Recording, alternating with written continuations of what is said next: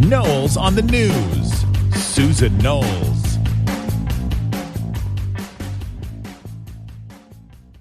So welcome everybody to the live taping of Knowles on the News. So glad to have you with us today. Man, I'm telling you, it just doesn't get any easier, does it? In fact, I think sometimes it just gets harder and harder each day for us as Republicans, because we seem to always want to, stay on the defense rather than being in control, being the ones that say, hey, you know what, we're going to set the agenda. You guys can follow, but we're going to set the agenda. And what am I talking about? Well, talking about Donald J. Trump. You know, the latest that that they have to use against us, right? I mean, and basically that's what it is. It's the latest effort that the Democrats have to use against us. It's a way for them to say, hey, you know what? Russia. Well, we told you about Russia. Russia's true. Russia exists.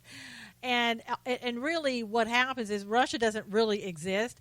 It exists only in the minds of the Democrats, because they want to believe. And you know what? They don't even, let me just take that back. They don't even believe it. They don't believe any of this. It's part of their agenda. It's what they do. It's how they try to control the narrative and push their goals. And what are their goals? Their goals are to get this president impeached. Their goals are to get back into power in 2018. Their goals are to take the White House back in 2020. I mean, it's very obvious. But we get so caught up in what's going on that we don't see what's really happening. We just think, wow, we've got to go out there. We've got to tell everybody that what the truth is, and we got to defend Donald Trump Jr. So let's talk a little bit about why we don't really need to do that. What we really need to do is something totally different. Now, you probably by now you know the story about Donald Trump Jr. He was contacted by a publicist who knows a female attorney, and she claims that she does not know anybody in the Kremlin. You know, she's not connected to the government. She just happens to be an attorney in Russia. You know, there are plenty of attorneys all over the place, and doesn't necessarily mean that, you know, the legislature or anybody else within your state, within your country or foreign country is going to know one particular attorney.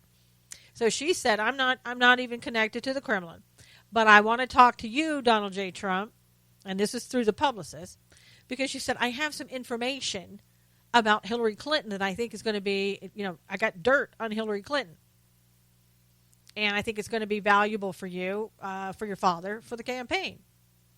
Okay. I know people want to sit there and say, well, gosh, he should never have gone. I mean, why would he do that? I would have wanted to know what that information was. And I don't know of very many people who would say, well, I would just ignore that. It wouldn't matter to me. I certainly wouldn't go. And I think that's honestly, I think that's unrealistic. I think that you would go. I think that you would want to go, get as much information as you can, and use it to your advantage. People who are in business, people who are competitive, that's what they do. Now, the difference that I see is, here's what I would have done differently.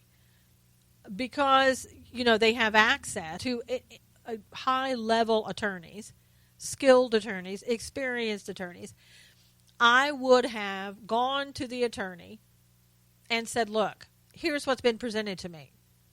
I'm talking to this publicist. I don't know who this woman is, but supposedly there's information on the Clintons. What should I do? Now, maybe the attorney would have gone with them. I don't know. But I think that's kind of, where he made his mistake and not going through channels properly. And that would have been a lot different. But I think what really ticks the Democrats off is not the fact that he went. It's the fact that he said, information on Hillary Clinton, I love it. He got excited about it because he wanted to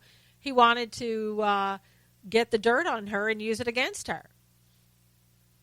And they would have done the same thing. The Democrats, if they had said there's information on Donald Trump, you betcha they would have gone over there, hightailed it over there, And they would have been holier than thou about it, saying, well, of course I'm going to go and check out information about that. The American public needs to know. That would have been their reasoning. And they would have gone to get that. So let's not act like, it's not the natural response that somebody would have done. But what's important to know about this is that there was a meeting for about 20 minutes. When he got there, nothing was said about Hillary Clinton. And Donald Trump Jr. has said, it was a waste of my time. It was a waste of my 20 minutes. He and Jared Kushner went. I think someone else went as well. Can't remember which one. I think Manafort went. And they said, nothing to see here. Time to go. And there was some talk about, we're talking about Russian adoption of children from Russia, that type of thing. And that was it. And it was kind of like, okay, it was nothing. It meant nothing. So basically, I think Donald Trump Jr. may in some ways have forgotten about it because it wasn't in his mind. Now, it's a little bit iffy here because the publicist said something about a Russian government attorney, but he was wrong about that. Does that make Donald Trump guilty because it was a Russian government attorney, so he thought? I don't think so, and I'll tell you why. Nothing illegal happened. No money exchanged hands. No information about Hillary exchanged hands. According to what was said, nothing was talked about in terms of, let's collude here to interfere with the election process. Now, all of that doesn't matter to the Democrats because they've already condemned Donald Trump Jr. For colluding with the Russians. I mean, that to them, the sky opened up. For us, it was a nothing burger. It was like, okay, he went over there, he talked to this person, no harm, no foul. Maybe he should have thought a little bit more about, who he went with or talking to the attorneys first, and even said, I would do it a little differently the next time. New to be in the biz of campaigning, perhaps, and he made some stupid mistakes. And stupid to the point of it just makes him look bad. Nothing illegal, though, that we can see at this point. But the Democrats, as I said, we see a nothing burger. They see the sky opened up. This is it. This is what we've been waiting for. This is the smoking gun. Yes, he's guilty. Let's, and even Tim Kaine, the former running mate of Hillary Clinton, I mean, gosh, you gotta know that what he says is valuable, so you got to listen to that. He comes out and says, I think it's treason. Okay, how did we get that? How did we get from a simple little email, a 20-minute nothing of a conversation, to all of a sudden he has betrayed the American public, and he should be, hanged or shot in the square? I mean, what, Tim? What are we talking about here? And again, it's all a narrative. They know it's not true, but they say that because they want you, the American public, to believe, my gosh, look at how horrible this Trump family is. Not only is Donald Trump horrible, but we got the entire Trump family who hates the United States and they're going against us. I mean, after all, didn't Ivanka sit in for Donald Trump at the G20 for a couple of minutes when she was sitting in on a women's entrepreneur type discussion? Doesn't that show right there that she hates America, that she's taken over the presidency, that they're not doing anything that's in the best interest of the country? I mean, isn't that what we're talking about? Truthfully, isn't that what it boils down to? That we're talking about that we want to make this something that is nothing. And again, it's all for show, America. It's all for show. And I think most of you, who listen to my show, know that. You know that it's basically just done for show because they want you to be so busy into looking into, oh my gosh, the Trumps. I thought they were great. And look, they're not who they said they were, right? That's what they want you to say. That's the reaction. Or they want you to say, my gosh, I believed in Donald Trump. I voted for Donald Trump. But now all of a sudden we've gotten one thing after another. Am I really sure that he's a great president? Am I really sure he is who he says he is? That's what they want you to do. And for some people, it's kind of working. What they don't want you to do is they don't want you to have time to say, who is this attorney? How did this is there a coincidence here that this just all happened and fell into place?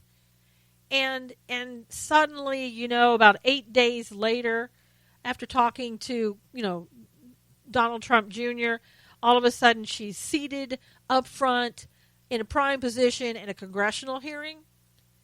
And then she's sitting next to, at another meeting, the guy, the publicist who made the call for Donald Trump Jr., and she's being seen with the Russian ambassador. I mean, how did all this happen? How did this, nothing of a woman, right? And I don't mean her personally, but a nothing in the fact that she supposedly worked for the Kremlin, and then no, I'm a private attorney. Why all of a sudden is she so involved with the Russian ambassador under the Obama administration? Is that just a coincidence? Are we supposed to believe that there's nothing going on here? And again, that's exactly what the Democrats want you to think. There's nothing going on the Democrat side. Everything's fine. Everything's cool here. We're squeaky clean, right? But you Republicans, you're horrible. Look at this. 1, 2, 3. I can just go down the list of how horrible you are. You're meeting with the Kremlin and all this, every type of thing. But here's what we should be looking at. And this is what we should be telling everybody we know. We should be talking about the Clinton emails. We should be talking about what Hillary Clinton did and what we need to do and how we need to look into that. How we need to, we've never resolved anything about the servers, about what she did. We were finding out even new information that talks about how, that she tried to do different things. I mean, things are cropping up we never knew before. I mean, but it's kind of old hat because we all know that there's something there that needs to be looked at, but we're just not looking at it. We're not talking about her uranium deal, the 20% that she gave away to the Russians under, when she was in the Obama administration. We're not even talking about that. And we're not talking about the unmasking of Flynn, possibly done by Susan Rice. Why aren't we talking about that at all? And nor are we talking about the 125 leaks out of 126 days in the Trump administration, most likely caused by those people, the leftovers, the holdovers, from the Obama administration. We're not talking about that. And see, as long as the Democrats keep us talking about Donald Trump Jr., Ivanka, Donald Trump's mental instability, quote unquote, Donald Trump's hate of the media, on and on and on. If they can keep us engaged in that, then we're in that defense position. We're not going out there and saying to them exactly what I just said to you and demanding from our Congress that they look into all of this. I mean, just the other day, we hear that from the Hill reports that James Comey most likely had classified information in his memos about his meetings with Donald Trump. And as you recall, he went out, he even said this, he went out to his car after the meeting outside of Trump Tower, got on his little computer and started, making notations. Well, and I said to you then, you're talking about information that you spoke with the president about. How do we know that that's not classified information? And was the, was the laptop he was using in his car, was that secure? And was the little, the little vehicle that he was in, was that a government vehicle? Was everything secure in there? No, I guess what we're supposed to do is we're supposed to believe his friend, his college professor friend that he gave the memo to and said, hey, leak this private information, this information that really doesn't belong to me because I work for the government and I just put this in on my government computer about a government meeting that I had with this president in the government. Okay, the word here is government. But I want you, my friend, my civilian friend who doesn't work in the government, I want you to go out here and leak this to the media. And we're supposed to go, oh, well, then that's okay. I mean, and his friend is saying, There was no classified information in there. Nothing was classified. Nothing was marked classified. I mean, we know with Hillary Clinton, even if it's marked classified, it's okay, right? I mean, pretty much you can send anything across the airways that you want to. Doesn't matter. The internet will take anything. Don't worry if it's your personal computer, your personal server. Doesn't matter, right? So why aren't we on the Republican side making a big deal out of it? Why do we just sweep everything under the rug and go, let's just kind of move on. We've got things to do. When are we going to stop doing that? When are we going to get over that? When are we going to say, let's fight fire with fire? They're coming after us with everything that they have, and we just sit back and wait for them to do it. I mean, enough is enough. And we even, there's still leaks going on. We get this with Donald Trump Jr.'s emails. It comes out in CNN for those that are, closest to, or those that are anonymous, those that know, those that are, whatever the key phrases are that CNN likes to use. Now Mueller, we're told, is going to be looking at Donald Trump Jr.'s emails as part of his Russia investigation. So leaks are still coming. Nothing's changed. We're still hearing all of this stuff, and we do nothing about it. Why aren't we speaking up and going, hey, CNN, why are you continuing to post information about, what's going on within the White House? Where are you getting where are these leaks coming from? And if it's coming from Mueller or Mueller's office, get rid of him. He needs to go. Why aren't we doing that? Why do we just sit back and go, oh, really? Another leak? Huh? Geez, that's too bad. And I mean, it's just amazing. And I want to tell the people who are joining us in the chat room, I am doing a live taping of Knowles on the News. This isn't I do a regular morning show. So everybody's wondering, what's going on? Why do I see Susan? And it's late. It's the live taping of Knowles on the News. And it's my perspective that I'm giving you. And I'm not really chatting with the people in the chat room as I normally do. So don't freak out. It's okay. But again, we put ourselves in this position where we just keep going on as if everything is going to fall into place. And we look at things differently. We really do. The right and the left, they look at things differently. They look at things as, we look at it and we go, look, there's nothing here, as always, with this whole Russia thing, this whole Russia farce, which, by the way, we have never shown evidence that there was Russian interference with the election. We talk about it, meaning those people on the left, we hear that in the mainstream media, but there's no proof of it. There's no concrete proof. But we talk as though we have the proof. And again, why are we not looking into the Ukraine and fusion information that's coming out about the possibility of, the DNC reaching out and trying to get information against Donald Trump and interfere with his campaign and who knows whatever else. Again, we haven't looked into that. We haven't taken the time to look into that. Why? Why do we sit back and wait? We've got to figure out that what we do isn't working. That all good intentions, of saying, well, it's just a crazy left, doing what they do. Just give it time; it'll run its course. Will it? I mean, can we continue to be sure about that? We're not winning in a lot of respects. We're not winning in healthcare. I mean, we can't get some things done. But we've got to do something differently. I think the Republicans have just found themselves for the past 8 years sitting back, feeling powerless. And so now when we have the power, we still don't do anything. And I do say, I like the people who are going to CNN, going to their website, and every time CNN posts anything, the memes start. And it's really good. It's throwing CNN off their game completely. They don't know what to do about that. They've never had people push back and say, look, for the past 8 years, you gave us essentially nothing. You supported Obama and everything he did, and you didn't tell the American public the truth. And now, you know what?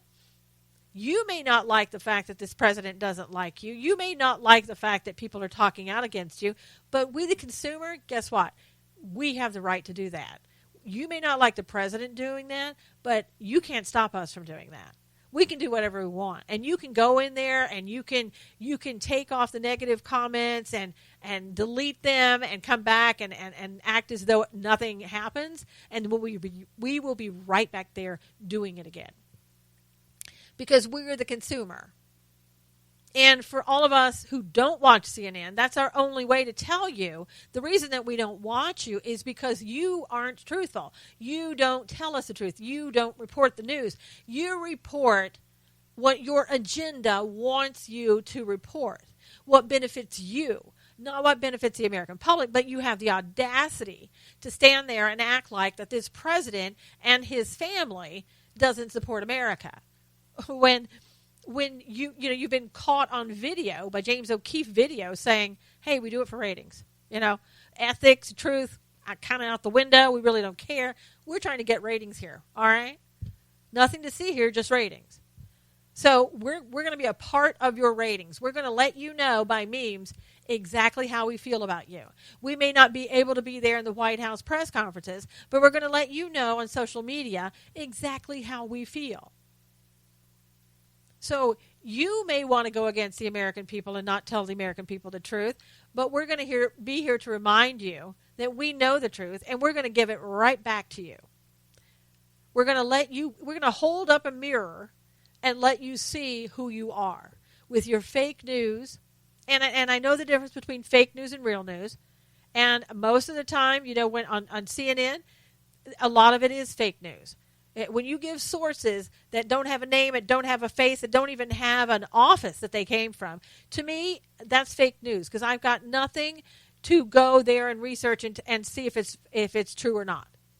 So until you show me some proof, show me a resource, I'm gonna look at it as though it's fake news, and I think most people would. And I know people don't like it sometimes when you use that term fake news, because not everything is fake. I agree. But look at, Washington Post, New York Times. I don't know what else you would call it. Again, when you're not giving resources, when you're not backing up your stories, when you don't have anything to show, to prove anything, how do I know if it's real? I can't call it real news. I don't feel comfortable with that. Not until you show me something. But again, we have to start doing something different than we're doing now,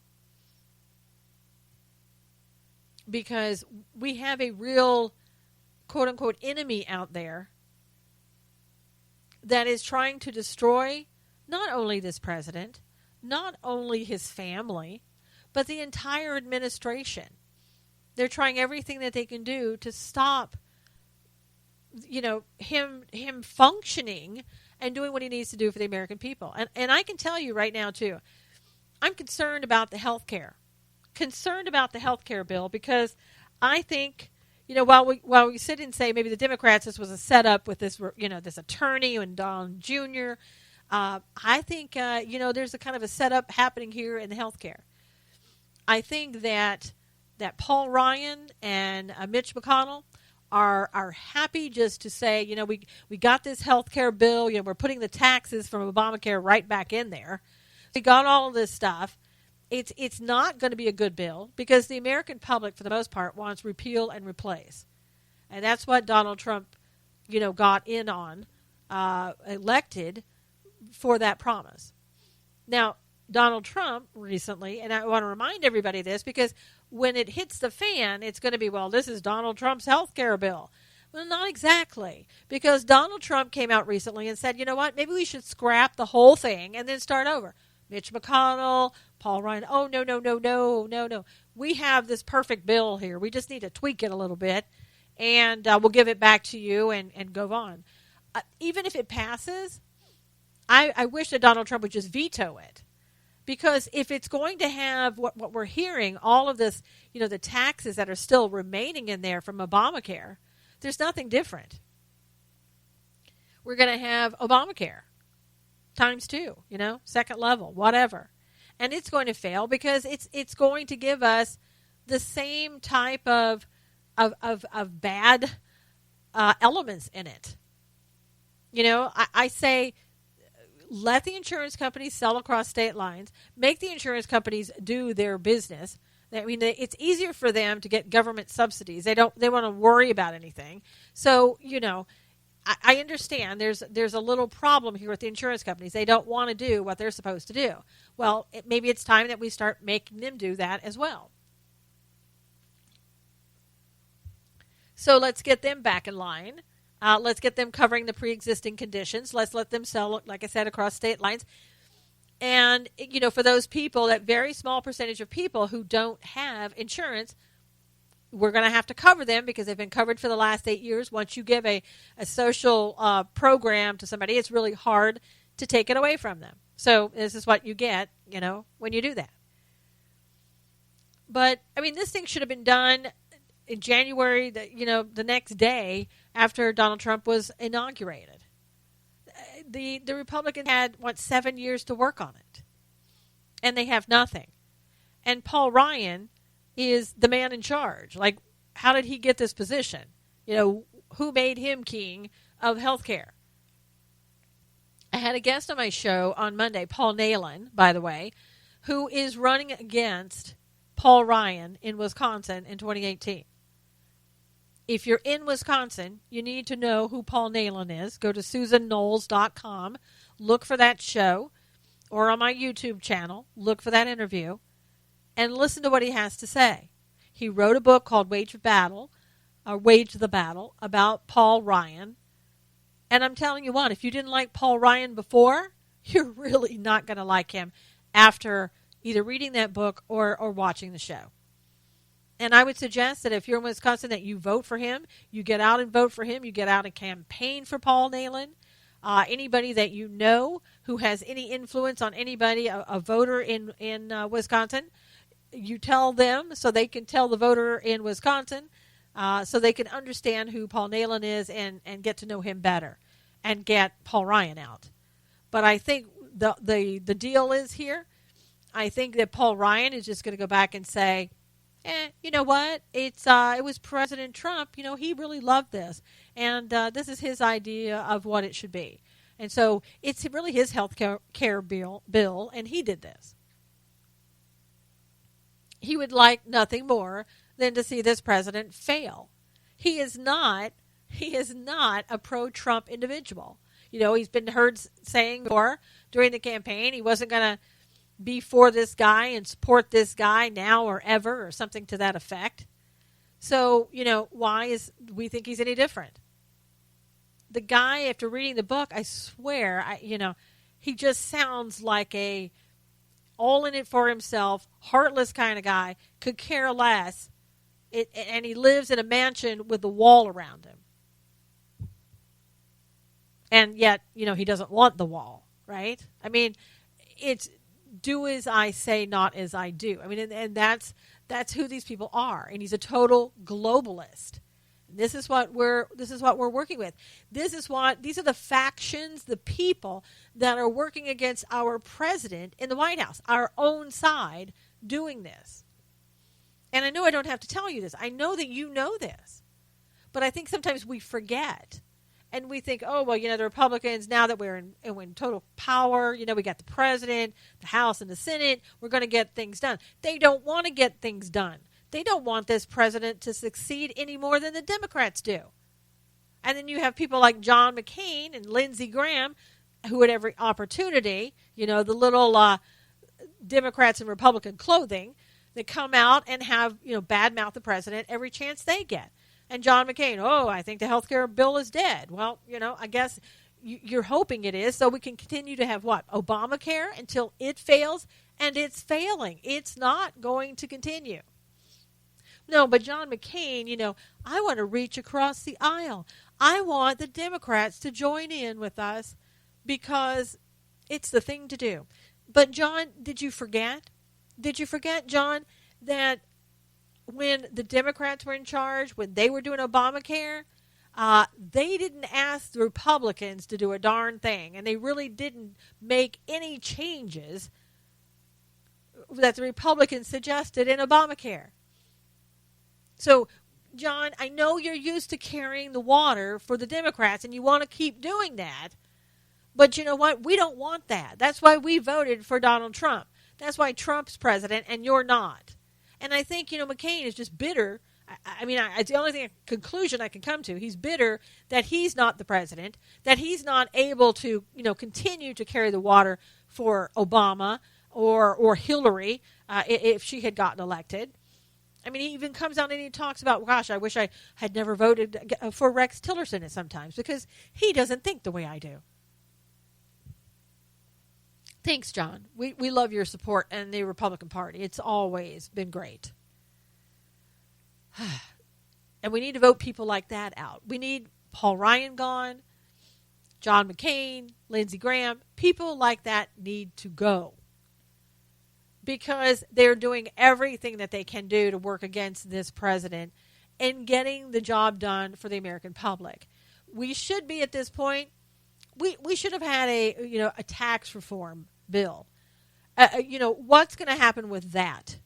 You've got the Republicans who are going to be in charge of that. Is it going to be Speaker Ryan again? Is it going to be Mitch McConnell? The same players that they bring out every time that get nothing done?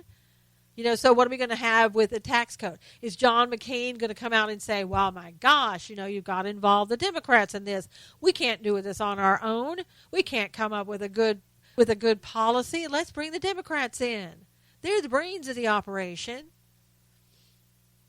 It worries me. It really worries me. And we're trying to get money to build the wall. And recently they're saying we're going to give them the money to build the wall. What kind of uphill battle is that going to be? It's something like $1.6 billion that President Trump had asked for. You think the Democrats are going to sit back and go, oh, that's okay. I'll tell you what's going to happen. We're going to get to the point where it's going to be another one of those things. Oh, we're facing government shutdown. And we're going to, roll McCain out and roll Mitch McConnell out and Paul Ryan, who are saying, gosh, the American public, they just don't want the government to shut down. We can't do this. And of course, they won't ask us what we want. They won't ask us, is it okay? Would you be comfortable with that? Because we're trying to make a point here. I think the majority of the American people, at least on the Republican side, would say, go for it. And I think sometimes at this point, I think the Democrats would say, you know what, go for it. We got to do something different. This isn't working. But we need to get this done. We need to get appointments filled. We have so many vacancies in the Trump administration because the Democrats, basically, they're not allowing us to get things done. We have, so many judges, federal judges, that take years to get in place. The whole process, which is ridiculous. But, the illegal immigrants that we're trying to deport, got a backlog for those people. Can't get them out of the country fast enough. We don't have enough federal judges to hear the cases for them, to get them out of the country, to deport them. And then, of course, we've got every state, not every state, every blue state working against the president, trying to keep them here and give them benefits in sanctuary cities and states. We have a real issue. And the Republicans, the ones in charge, the ones in Congress, they don't want to see that, that the Democrats are running the country. And they don't want to see that because, again, most of them, the rhinos, they act like Democrats. You really can't tell who they are. And so they're allowing this to continue. They're not breaking that cycle. They're not doing anything different. We're continuing on down the road as though we're Democrats. And, the only thing that the president can do, he can come out and he can say, let's not do this. Let's look at something else. Let's repeal and make suggestions. But at the end of the day, all he can do is wait till the process goes through and then veto. But, with this health care bill, I think he would sign it, even if it's bad. Because I think he wants to say, The American public wants to just move on. Let's get a bill on the table and we'll work to fix it if we need to. We don't need that. That's not what the American public needs. We need to get it right the first time. We don't need a bill that is a shoddy bill that we can come back later and do something with, like Obamacare. Because once the Russia narrative dies down, then the Democrats will have the healthcare narrative to keep going. And we'll be silent. We won't be pushing back. And it's going to take more than just the American public to push back. It's going to take the GOP to push back. And it's going to take us to tell them to push back. And either they push back or they can get booted when it comes time to get them reelected. And we get new people in there, people who understand. Again, going back to Paul Nehlen. The guy is a Christian. He understands the process. He's a businessman. He's not a career politician. And, right now his head and his heart is in the right place, I think, where he's sitting there saying, this is for the country. This is about the country. This is about the people. I mean, you don't often hear that anymore coming out of the mouths of people running for Congress or people who are in Congress, which is a shame, which is, it shouldn't be that way. But that's what we're seeing. So there's a lot of work to be done. I guess in the long and the short of it, there's a lot of work to be done. And the American public can't sit back and do nothing. We can't allow Congress to sit back and do the same old thing. And I'd say, keep talking to the president, keep tweeting the president, keep emailing the president, keep, doing petitions, whatever you need to do to let them know this is not what we want. We're not happy with it. And, I would rather them get this whole thing right than to again, have a bill that nobody wants.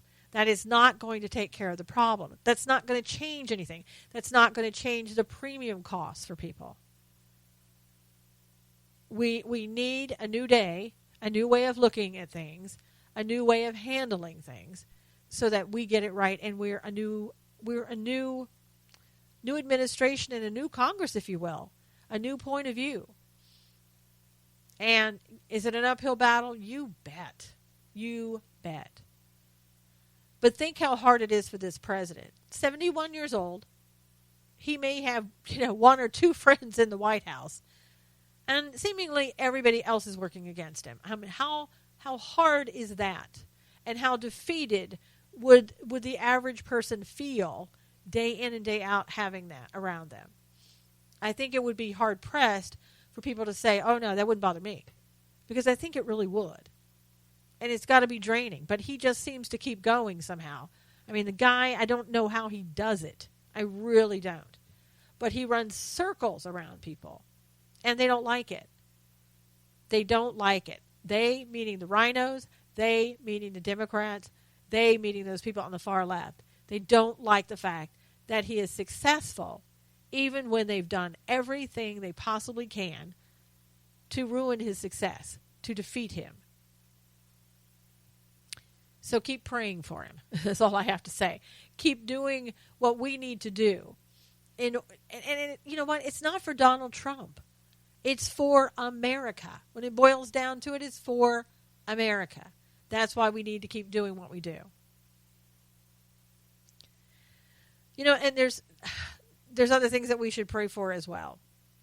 Not in our country right now, perhaps, but how long before it's in our country? I'm talking about Charlie Gard. And I wanted to bring Charlie Gard up today because we're coming down to the wire. Charlie Gard, I don't know if you remember him. He's an 11-month-old little boy, has mitochondrial disease. He's in London. He has parents who love him very much. He's in a hospital over there in London. And he is on life support. And the courts have decided, because the courts there have a different way of looking at things than we do in the United States currently, that this boy needs to be allowed to die, and to die with dignity, even though his parents don't want him to, even though from all accounts that he's not suffering right now, and the courts have decided he just needs to die now, and they wanted the hospital to take him off life support. The hospital, thank goodness, has been very kind in the fact that they're saying, we're going to do this at the rate that the parents can handle. We're not just going to walk into the room, take him off life support, and watch him die, and have his parents watch him die. We're going to help them through this process. Well, thank goodness for people in America and all over. The parents have reached out to Reverend Patrick Mahoney in Washington, D.C., Terry Schiavo's brother. You may remember the Schiavo case, where Terry Schiavo, basically an adult, was married, collapsed in the kitchen. They feel one theory is that it was from bulimia. That was her husband. What he said, that she was dizzy and collapsed from bulimia. The other theory is that he was trying to strangle her, and none of that has been proven either way. And after her being in an vegetative unconsciousness state, that's what they call it, with her parents taking care of her and her husband wanting to remarry, he after so many years said, I think she would want to live this way. So the courts in the United States decided that Terry Schiavo basically should die. And in my opinion, they starved her to death. They took out her feeding tube and waited until she died. So to say that this isn't already in the United States really isn't true. It's not exactly accurate. But we have this baby who is still alive. Hospitals have also reached out and said, we'll take him. United States, a New York hospital has said, we'll take him. We have an experimental medicine that has not been used on a child with this particular disease, but we have 18 children with similar diseases that we have helped by this drug. And the court said basically so far, court really didn't weigh in on it until, and thank God again, the hospital decided to go back to the court and say, we have new information. We have this, this new drug that may help this child. We have also the Vatican, the hospital there, who wants to take this child. So it's going to be interesting to see what the hospital does. I mean, they will hear new information that will potentially help this child, or so they say. Tomorrow is the deadline for that. The hearing is tomorrow. The decision on whether Charlie lives or dies will be decided tomorrow in a court. And I think that should make every one of us take pause and be concerned about that. Especially, and I know the arguments on either side. Well, the child, has a brain damage, has got mitochondrial disease, he's on a life support, just unhook him, let him go. Well, I can't say, I can't put myself in the shoes of those parents, because I can't imagine how devastating, how horrendous it would be to make that decision to basically allow your child to die, especially when there's a possibility, there is an inkling of hope that you may be able to help this child. Why would any court deny that? And it's not like these parents are saying, we want you to take care of us, state government, UK. In fact, they've raised something like, over $1 million in a GoFundMe account. so they can take care of the child for a time. And the New York hospital has said, we'll treat him for free. But the court system is most likely not going to allow him to leave the UK and come to the United States. I mean, it would make them look bad if the child starts to recover, make some improvement. They're not going to want the United States to have the jurisdiction over the child, because the United States would seemingly opt to allow the child to live and allow the parents to make that final determination. So tonight,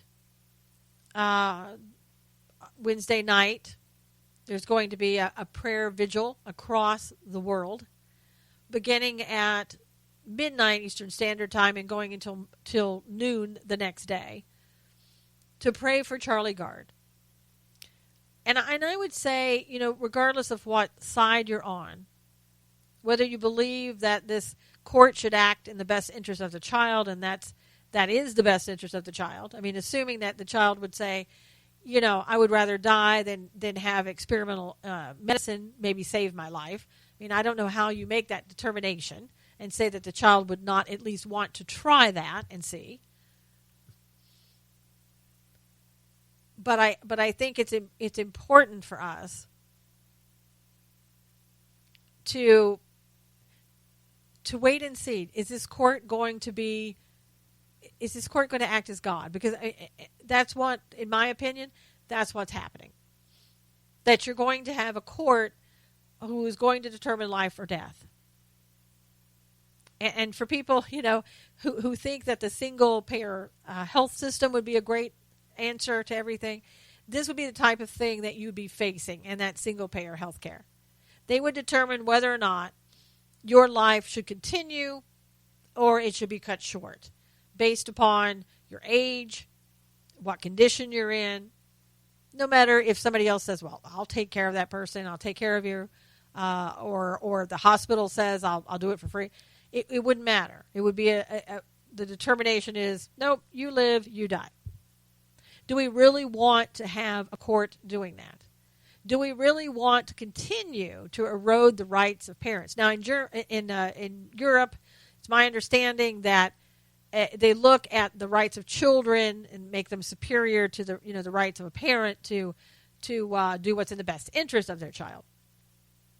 So it's a little bit different, but isn't it changing in our society in the United States? And I think the answer to that is yes. And I also think that in our society, and even in Europe, I think that we're becoming a culture here in America and in Europe, more of a culture of death than a culture of life. And I think that should be concerning to every American, especially because I'm talking to you in America and about things. You should be concerned at where we're going and how do we reverse this. So I think that while this is going on with Charlie Gard in Europe, it is something, maybe a foretelling of what could very well come here and be the norm here as well. So if you feel so inclined, please pray for him. In other news, we have the mayor of New York, de Blasio, who I guess is having the police once again turn their backs on him. Because after a young African-American female police officer whom everybody loved, after she was killed by a guy, an African-American male, who just allegedly walked up, shot her in her car, one shot to the head is what I remember, and she died. De Blasio decided that, I've got to go to the G20. That's more important than what's going on here in New York. I'm going to skip the new recruits that are being sworn in. That's not really important. And don't worry, by the way, I'll be back in time for that funeral. Don't worry about it. So I think he made it back. I don't think anybody really cared, but I think it was more or less that he didn't care. And he showed the people of New York once again. And New York, you're kind of like Arizona in some ways, re-electing McCain. You're kind of like, California. We elect just people that, you just wonder why. Why would you do that? Jerry Brown comes to mind. The person who's probably going to take his place. Why would you elect Gavin Newsom to do anything? I wouldn't even elect him as dog catcher. He's the most liberal, left-wing guy I could think of, and with crazy ideas. But I digress. De Blasio, same way. And yet, every election, oh gosh, can we get him back? He's so great. He's so wonderful. And what does he do? He leaves the state after a police officer is killed, because it's more important for him to go traipsing off to the summit to go protest against President Trump. Really? I don't know. For me, it doesn't seem that your priorities are in the right place. I know, call me silly, but it really seems like you just don't have your priorities in the right place. I don't understand why people in New York would tolerate this, why the police union isn't large enough to band together to get this man out, to do something, throw some money in there, get this guy out. He's a communist. He is so left wing, he doesn't care. I don't know that he really cares about police officers. It certainly doesn't seem that way.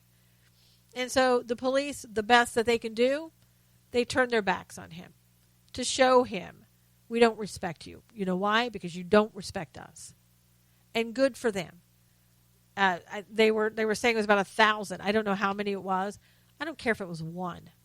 Good for you. Somebody needs to show these people that, when you don't care about the American public, you're going to get in return what you give out to us. And the people in New York showed them that. Showed de Blasio, we don't care for your style of governance.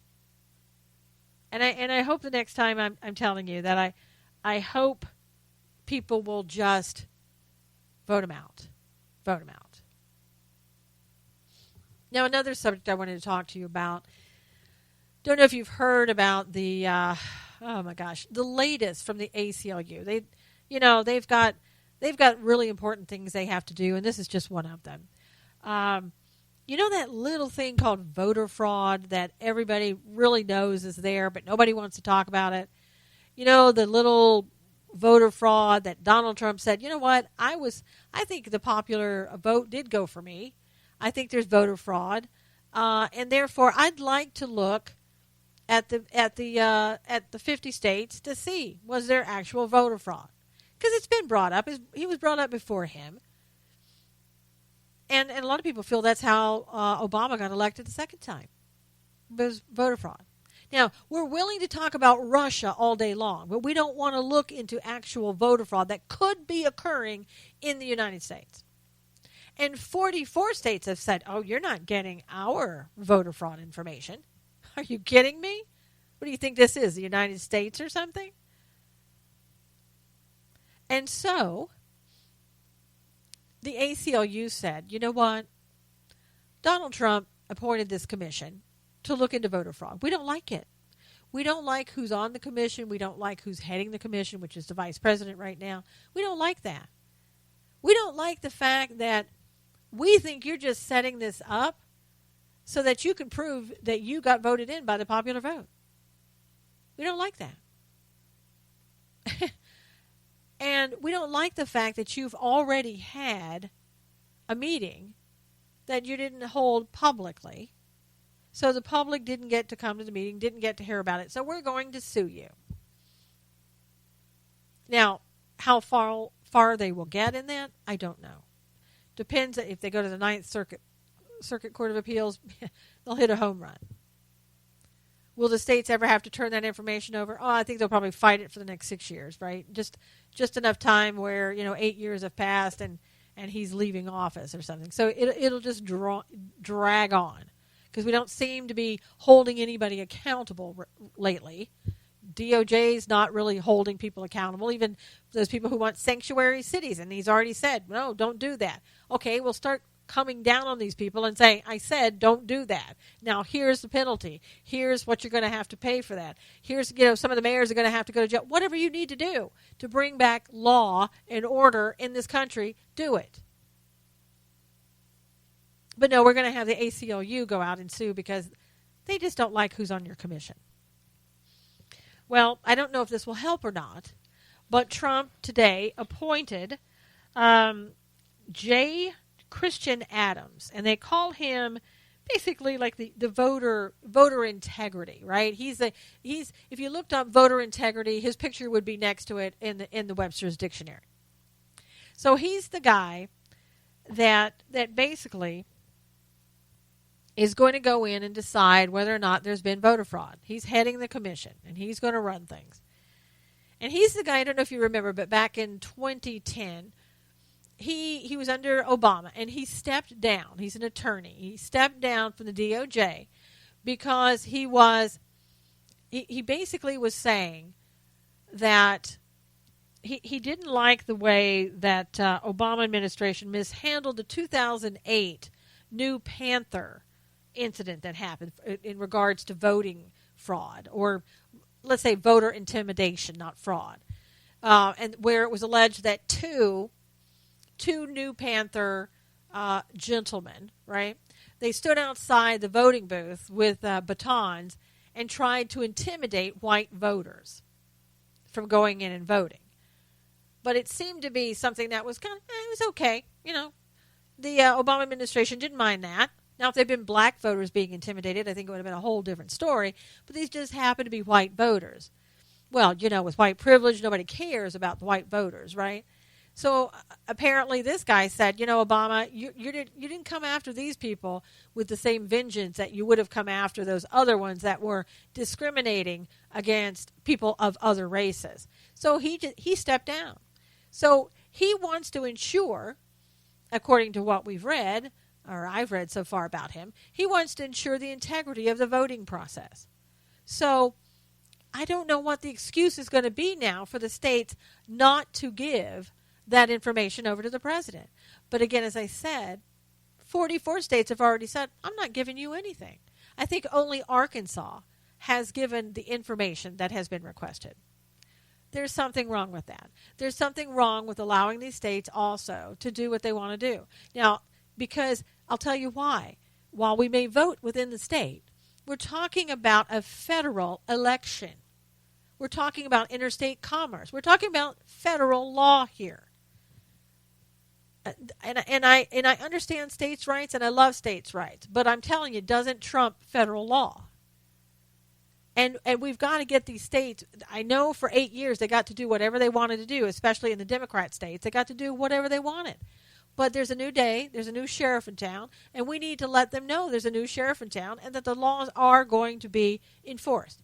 So, Attorney General Sessions, you need to start doing your job. You need to start getting tough. Don't worry about recusing yourself every other day. Get in there and do your job. Quit taking trips to the border or Gitmo or wherever you're going. Let's move it along and do what we need to do right here in America to get the states to comply with federal law. And let's do the job that needs to be done. American public is waiting. They've waited long enough. They need a strong DOJ to do what this strong president wants done. And Sessions, part of this is going to be up to you.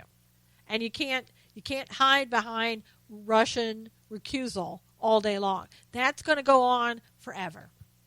So until next time, I want to thank everybody today for coming for the live taping of Knowles on the News.